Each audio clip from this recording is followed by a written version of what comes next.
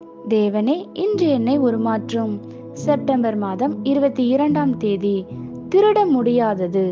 யோபு 34:29.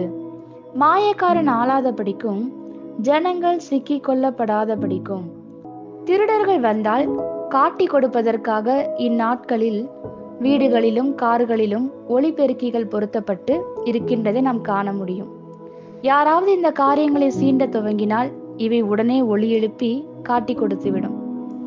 எந்த திருடனாலும் திருட முடியாத வெளியேற பெற்ற ஒரு காரியம் தேவ சமாதானமே.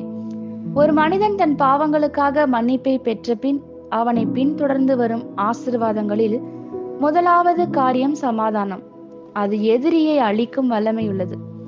தேவன் வழங்குகிற சமாதானத்தின் வல்லமை பிசாசை நடுங்க செய்கிறது. தேவன் ஒரு மனிதனை சமாதானத்தினால் ஆசீர்வதிக்கும் போது அது அதிசயமாகவும் மாறாததாகவும் இருக்கிறது. அது எந்த சூழ்நிலைகளினாலும் பாதிப்படையாதது. எந்த மனிதனும் அதை வந்து எடுத்து சென்றுவிட முடியாது. நம்மை அதிகம் கலக்கும் சூழ்நிலையிலும் அது பாதிக்கப்படாததாய் இருக்கிறது. சுற்றிலும் வியாதி இருந்தாலும் உள்ளேயோ சமாதானம் உண்டு.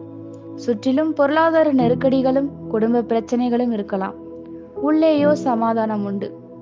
புயல்களின் மத்தியில் தேவன் தருகிற சமாதானம் தடை செய்யப்பட முடியாதது மாத்திரமல்ல, நரகத்திலுள்ள மோசமான பிசாசு கூட எதிர்த்து நிற்க முடியாததாகவும் இருக்கிறது. எதுவும் அதை திருடிட முடியாது. வேதனை மற்றும் கொடிய உபத்திரவங்களின் நேரத்திலும் அது நிலை குலையாமல் நிற்கும்.